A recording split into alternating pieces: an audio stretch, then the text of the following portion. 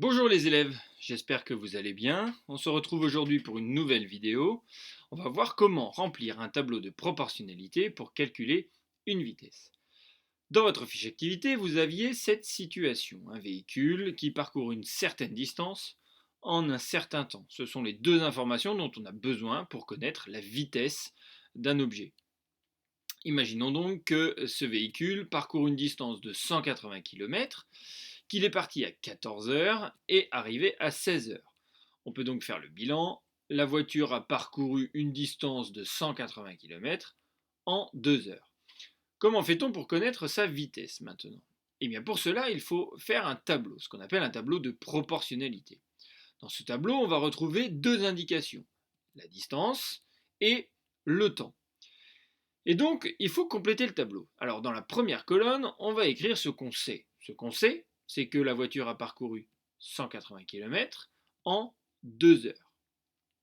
Dans la seconde colonne, nous allons écrire ce qu'on cherche. Nous, ce qu'on cherche, c'est la distance qu'a parcouru cette voiture pendant 1 heure, ce qui va nous permettre de connaître sa vitesse. Alors, comment fait-on? Il faut regarder comment on passe d'une colonne à l'autre. Ici, on voit que pour passer de 2 heures à 1 heure, on a tout simplement divisé par 2. Comme c'est un tableau de proportionnalité, pour trouver la distance, pour trouver le point d'interrogation, il faut faire la même chose, c'est-à-dire diviser par 2. C'est un tableau de proportionnalité, le temps et la distance sont divisés par le même chiffre. Et là, ça devient facile. 180 divisé par 2, on trouve donc 90 km. La voiture a parcouru 90 km en 1 heure. Et donc sa vitesse, on peut la trouver maintenant, c'est donc 90 km par heure. On va voir un deuxième exemple dans lequel les unités sont un peu différentes. C'est une situation que vous connaissez certainement. Imaginez l'orage qui s'abat quelque part. Eh bien, vous le savez, en général, on entend le bruit, le son de la foudre, de l'orage, un peu après. Imaginez que l'orage est tombé à 10 000 mètres d'une personne. Eh bien, cette personne, si elle déclenche un chronomètre au moment où elle voit la foudre s'abattre, elle entendra le bruit environ 30 secondes après. Le son produit par l'orage a donc parcouru une distance de 10 000 mètres en 30 secondes. Quelle est donc la vitesse du son produit par l'orage? Pour cela, on utilise encore une fois notre tableau de proportionnalité, dans lequel on met toujours les mêmes informations, la distance et le temps. Ce qu'on sait, c'est que l'orage a parcouru 10 000 mètres en 30 secondes.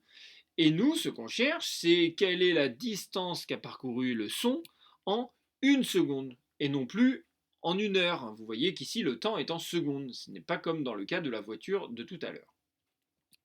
Comment on fait pour passer de 30 secondes à 1 seconde? Là, c'est pas très compliqué non plus. Il faut diviser par 30. Comme ce tableau est un tableau de proportionnalité, on fait pareil pour la distance. 10 000 mètres divisé par 30, c'est égal environ, j'ai arrondi, à 333.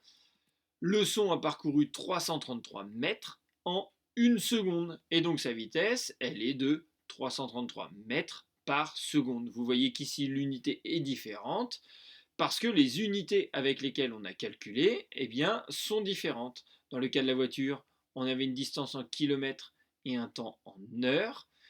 Et donc on a eu une vitesse en kilomètres par heure. Ici, on a une distance en mètres et un temps en secondes.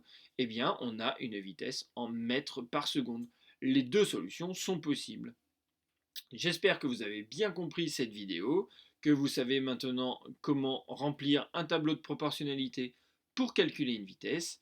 Il me reste qu'à vous souhaiter un bon courage et à très bientôt.